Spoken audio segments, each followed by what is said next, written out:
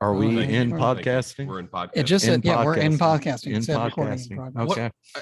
I thought I saw somewhere in our pre-show meeting that there was a story about like an attack squirrel. Oh no, that's for a different one. Okay. Yeah. That's just not didn't this. know that. That's not this episode. I didn't know how he was going to pass up that to. No, I go claimed in that another one. direction. Claimed that Okay. one. All right. Makes more sense to me then. Yeah. So here we are. We're recording episode 16. Can you please hit the cough button from now on? Yeah, when you do I that? leaned away from the mic. I pulled a Brian and got away from it. Now I've been running full speed and realized when I got here that I don't think I've had water to drink all day. Totally unprepared. Unimportant. Yeah.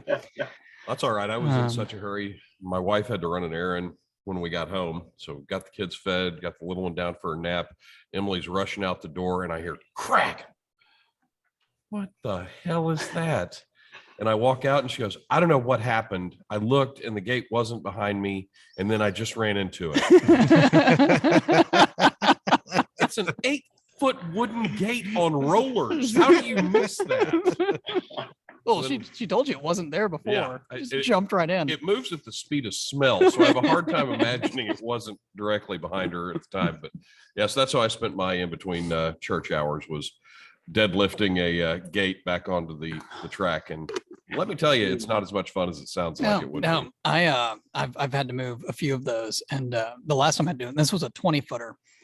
And I had like a crowbar and some blocks and I was going to do this whole thing. But then I remembered that I had a couple masons working on another house like 2 blocks away. So I don't know if you know this about masons, but they throw concrete blocks to each other all They're day fairly long. strong, yeah. They ran over and they picked this thing up like it was, I don't know, like one of these plastic folding tables and they just put it down. And I was like, It's fine. What okay, else do you need? thanks. Here's $20. See you later. All right. Well, okay. So we're episode 16. I don't have on my notes when this is going to air, but in a couple weeks. And we've gotten back from our fly fishing trip at Beaver's Bend. Clay, would you like to introduce our guest? I would.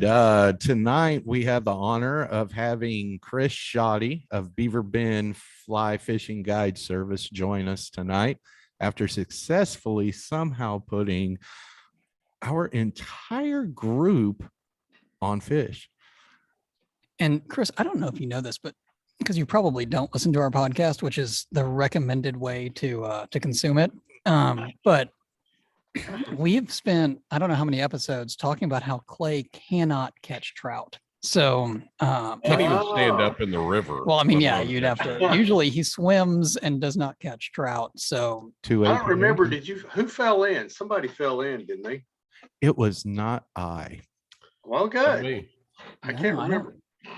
Maybe Yeah, not. we were in the advanced group with Chris, so Yeah. obviously none of us fell in. right. We don't know what went on in the remedial group. Maybe it was Jeff fell in. Now that would make sense. That would make total Yeah. sense. You're speaking of your star employee Jeff Preddy, though, right? Not me. My favorite line still of y'all's trip that was told to me was Jeff asking you how you could tell it was a male that he caught. Yeah, I don't know if that's appropriate for the podcast. No. Good biology lesson, though. Yep. So Chris, we like to ask all of our guests this, but how did you get started in this? In Fly fly fishing. fishing. And Yeah.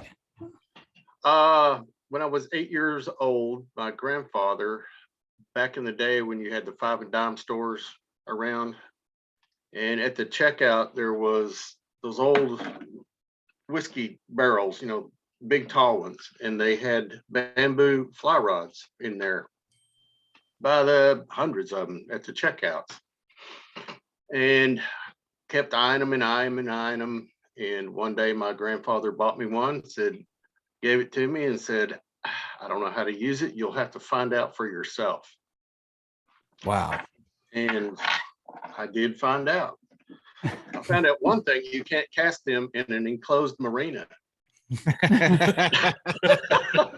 You just have to stick it over the side and feed line out off of your reel down to where the crappie are, and boom, boom, boom.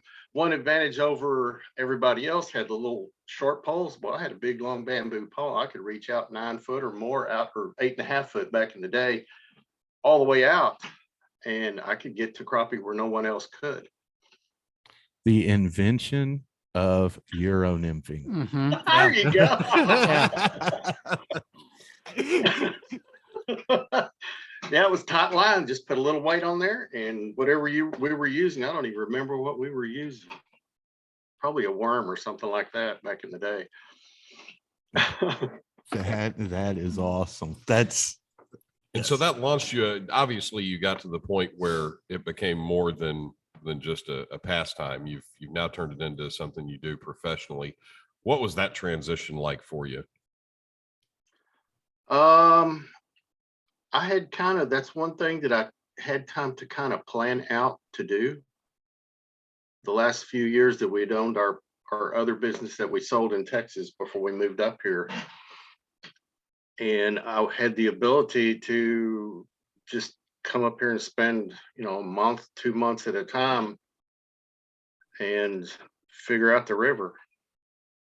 So and that's really, I mean, that's what makes you successful, right? Is that you spend 300 days a year in that river, fishing it, learning it, knowing the rhythms, knowing the bugs, knowing the fish. Pretty much. I mean, you gotta be, if you just drive up out there and the last time you were here was 4 months ago and there were fish where you drove up to, well, the day you drive up there, there's more than likely not going to be anything where you went and caught last time. They could be just up, they could be just down, they could be in a whole different spot because the river changed. Rocks, like, at times we'll go out there and we'll kick up rocks to create a little more of a channel into one spot. I'm sure you kind of saw rocks sticking up out there where, it looked like somebody had a rock stack out there and somebody kicked it over.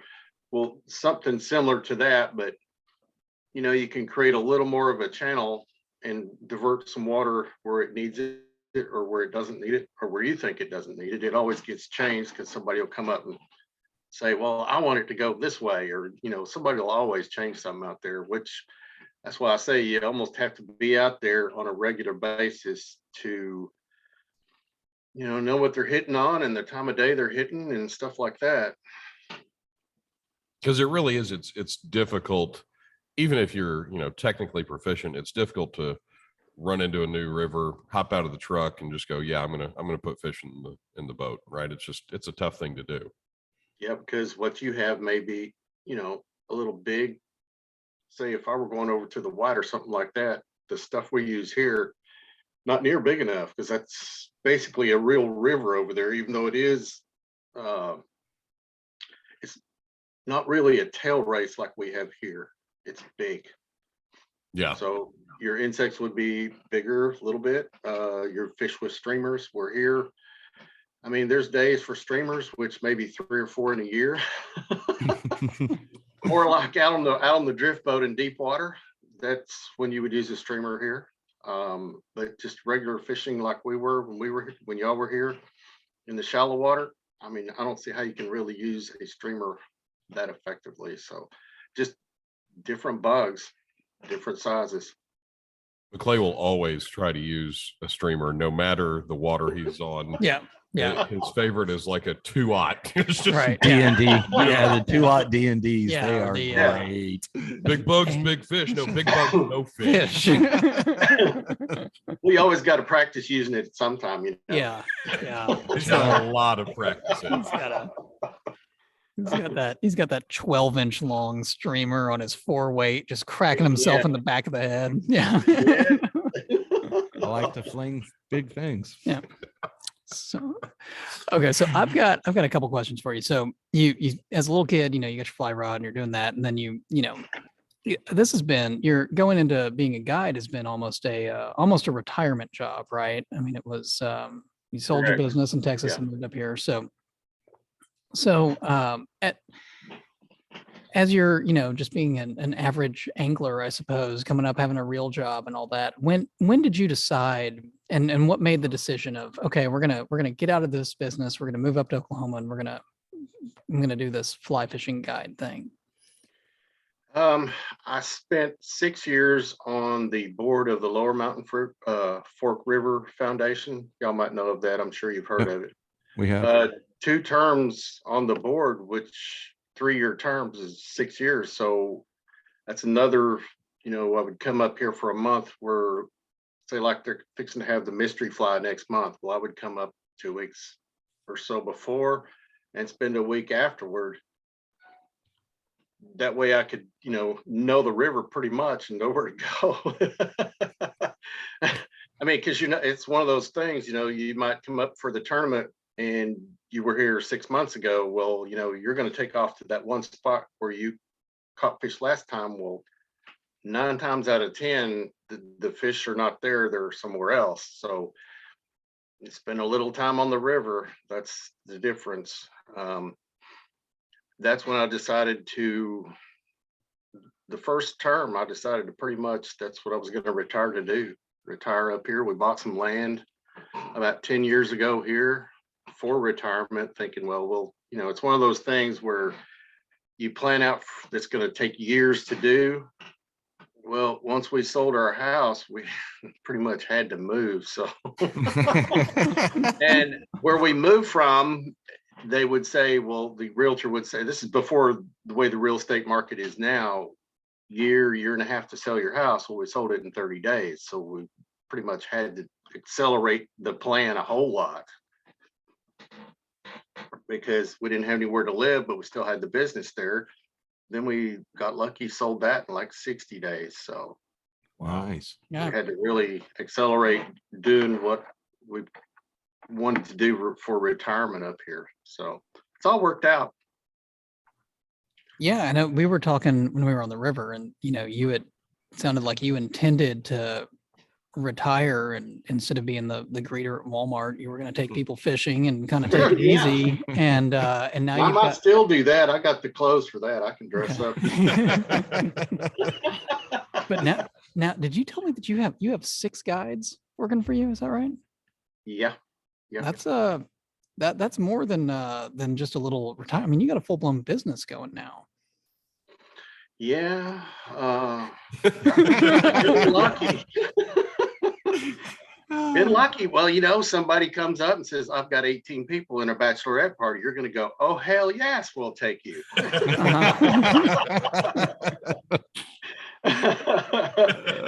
I'm sorry. How often are you taking bachelorette parties?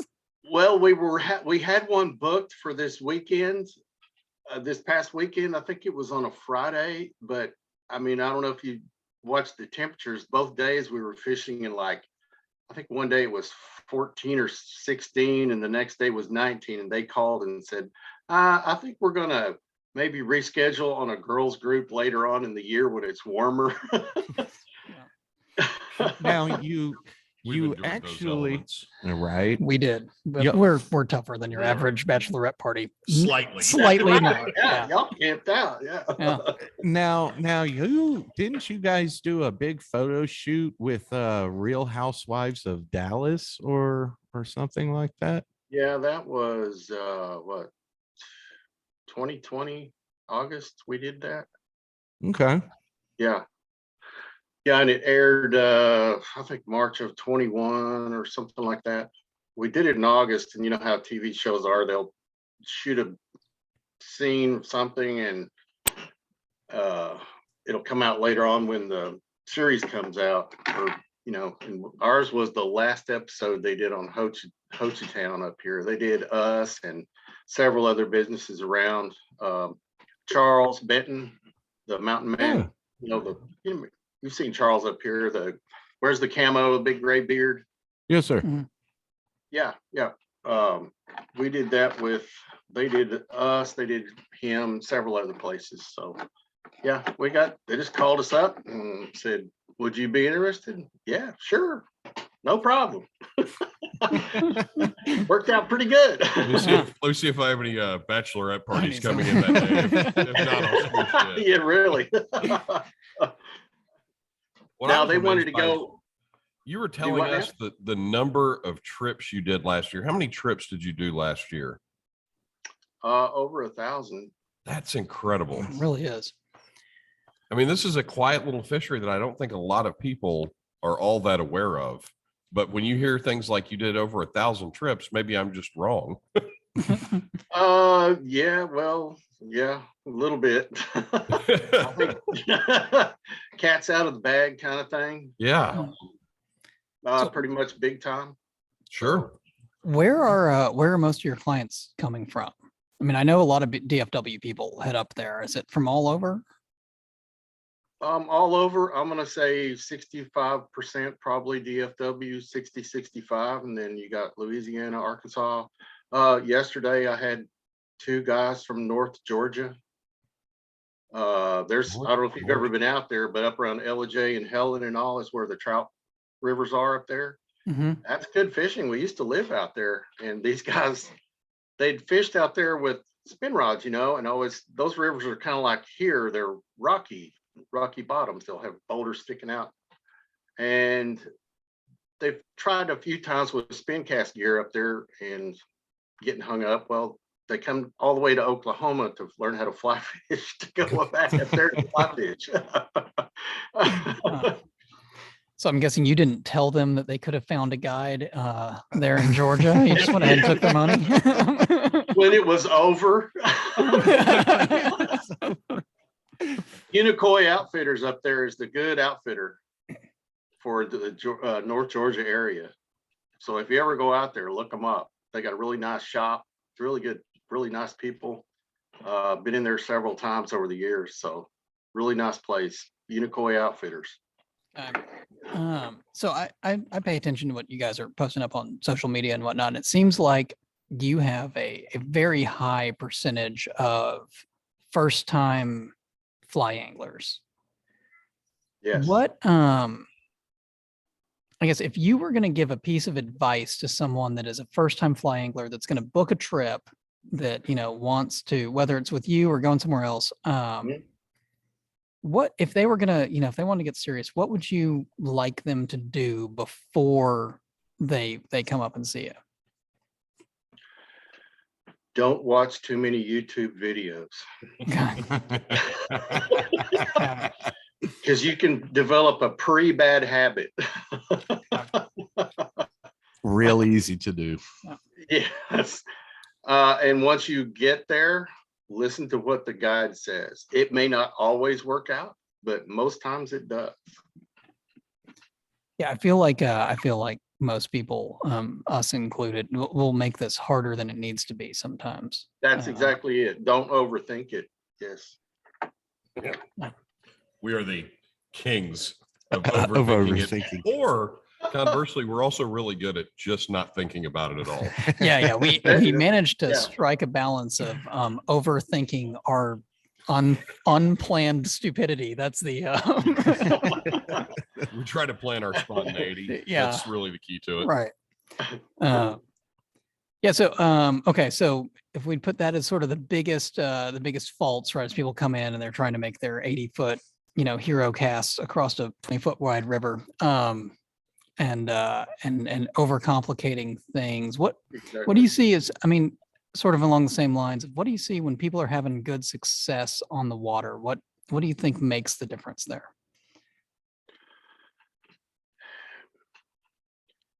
I try to teach people that if they want to get further over, do it in increments, 2 or 3 feet at a time, cast that until they're comfortable, and then 3 more feet or more, just whatever they feel comfortable. But there always comes a point to where either it's the rod or the cast folds up like an accordion. And right there, I know when to tell people, well, let's reel 3 feet of line back in and we can walk a little closer.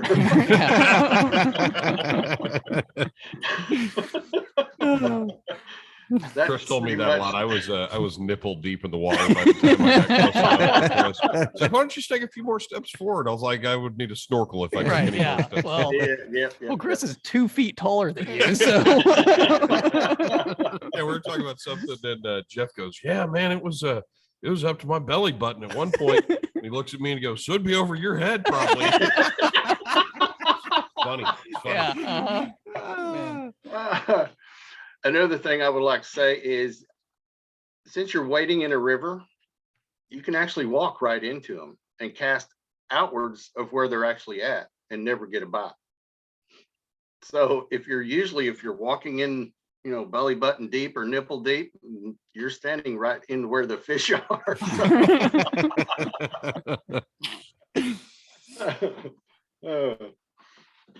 What's bad is when I get that deep.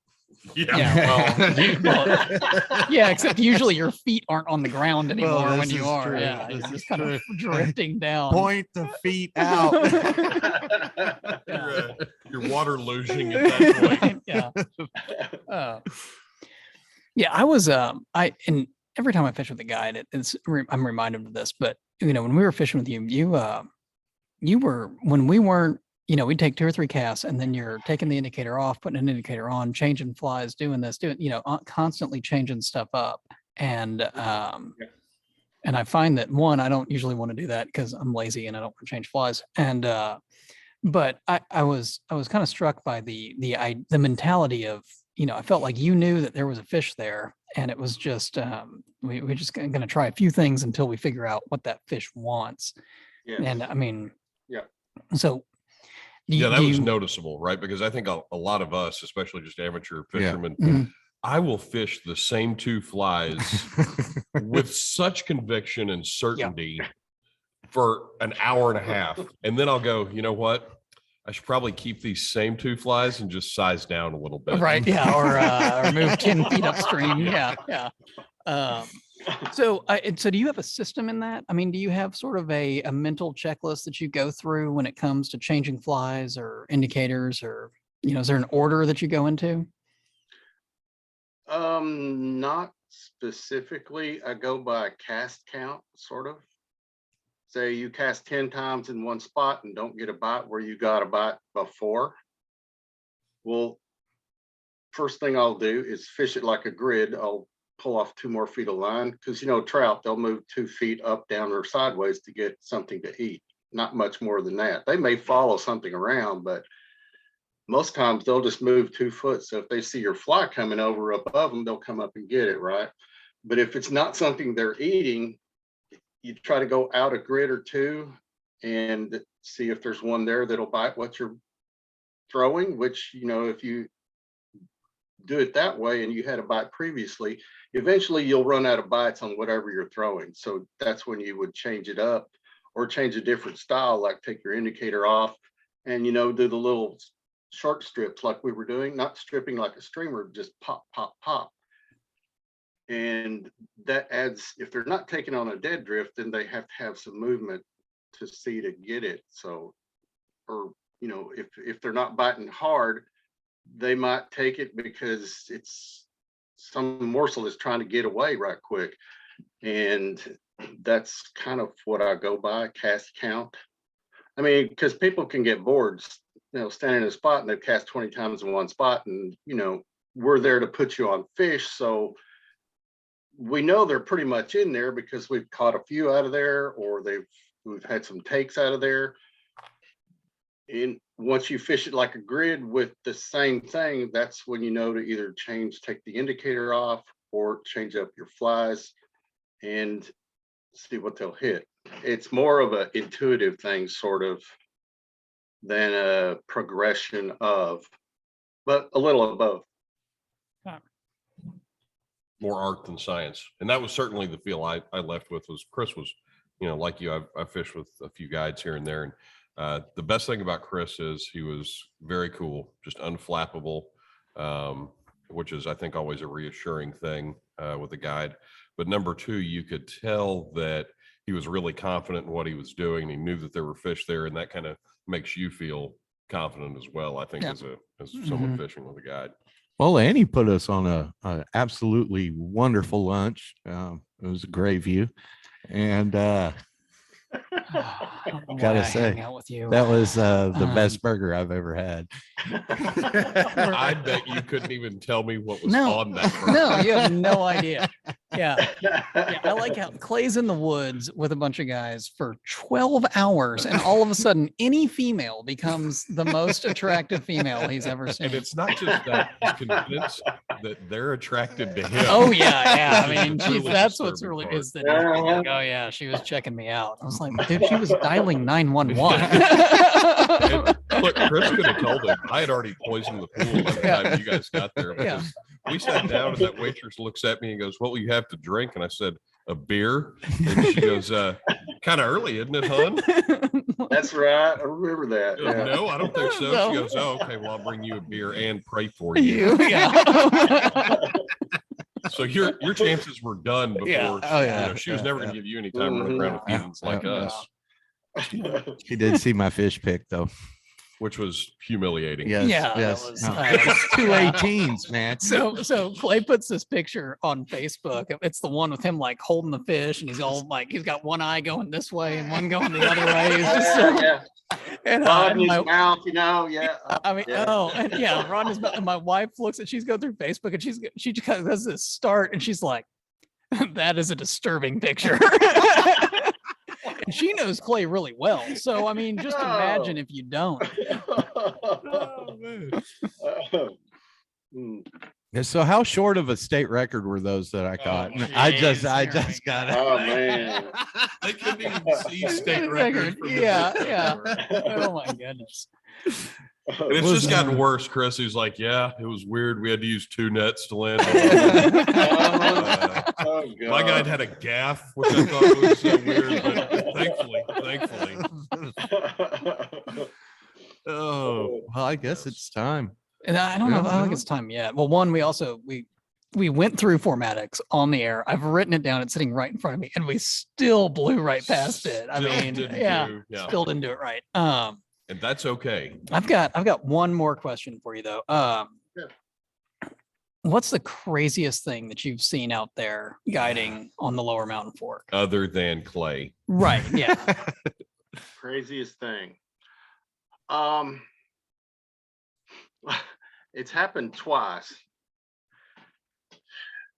You know where the bluffs are, where I don't know if y'all fished Sure. up there, but Yeah. you know where the Mhm. bluffs are right there. Well, they've changed it a little since y'all were here, but you know, right at where the water comes around, there's that whirlpool right there at the top. And you can walk in there and it's good 7 foot deep. I mean, it's deep right there. It's one of those things where you walk up 2 steps and it gets deeper and deeper and you go like, I wonder if I should take this third one, you know? Well, don't, because you're going to float. Anyway, we go out there first thing in the morning, couple from Louisiana. I put the woman in right by the whirlpool, because usually that's a good sign. If you catch a fish or get a take right there, then there means there's fish kind of right in that area. So we're there the other morning. I mean, right at daylight. I mean, just literally you could see a white indicator floating around out there. And I'm standing right there next to her, and the indicator goes down and she misses the set. And I said, just leave it float. And about that time, this big beaver just comes right up at the end of the fly rod. I mean, literally, and just looks at us and then just goes back down and swims off. And the next thing I know, she's running back to the trucks over there. Yelling, alligator, alligator. Rod, line, and all. That's I look at her husband and we're both just cracking up laughing. What is alligator, alligator? She's screaming and taking off. And I had to go sit on a rock. I was laughing so hard. That's happened twice. It's people from Louisiana are fun to go with. I'll put it that way. You never know what's going to happen. Oh, You can say that about Cajuns in almost every Yeah, I mean, you that's- just never know yeah. what's going to happen. yeah. Yeah, I like to say I studied abroad in Louisiana, and it's a whole different world. put that on a crack-a-doo. Oh, jeez.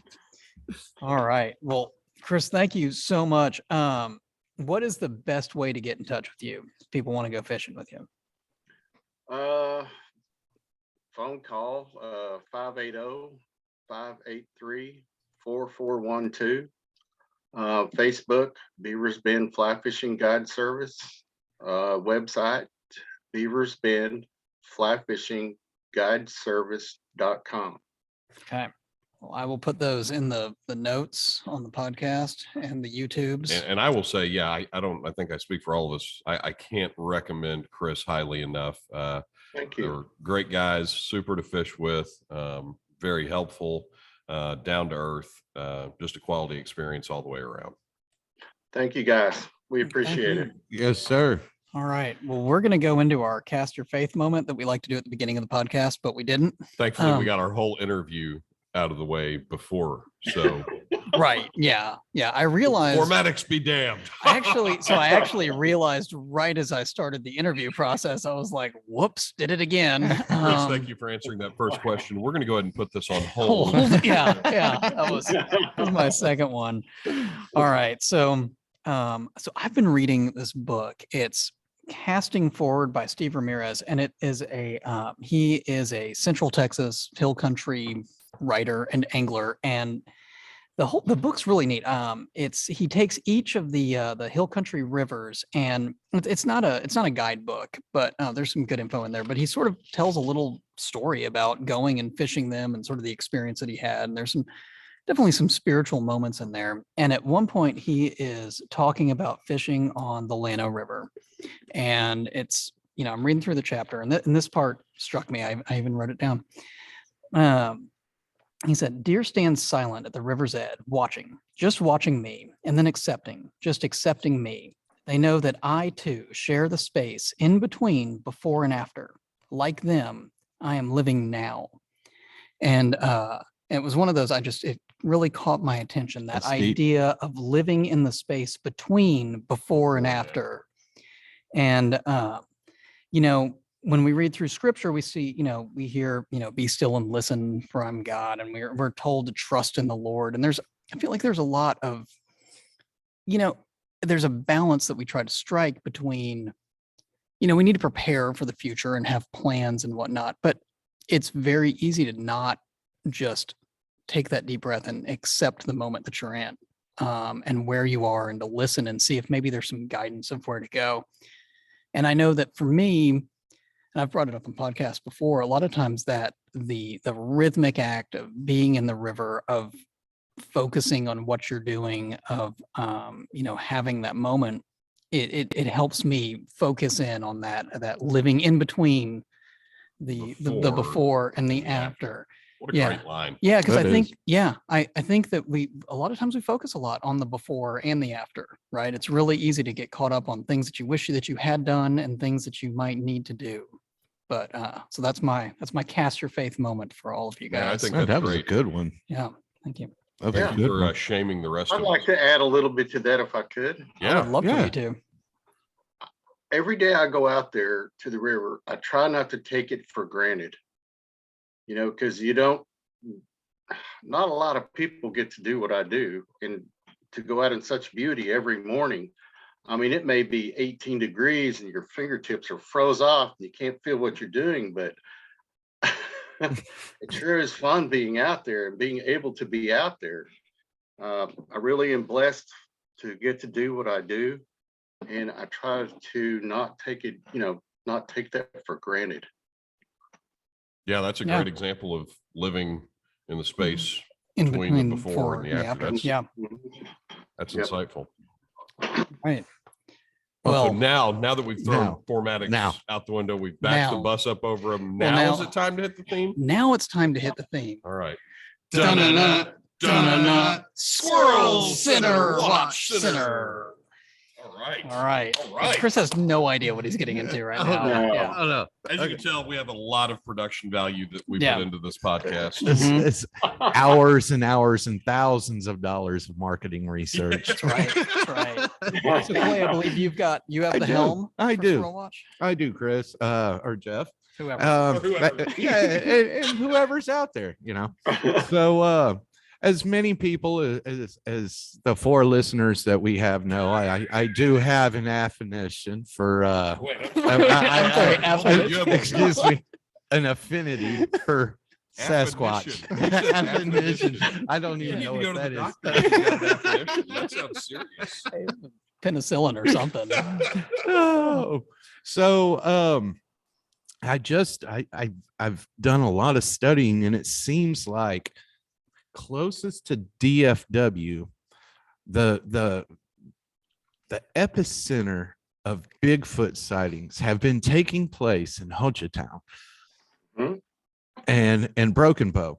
Have Hold on. you? First of all, is that how you pronounce the name of the town? Hochatown. Hochatown. Yes, say Hochatown, because if you don't, you say it differently, everyone up here will know you're a tourist. Okay.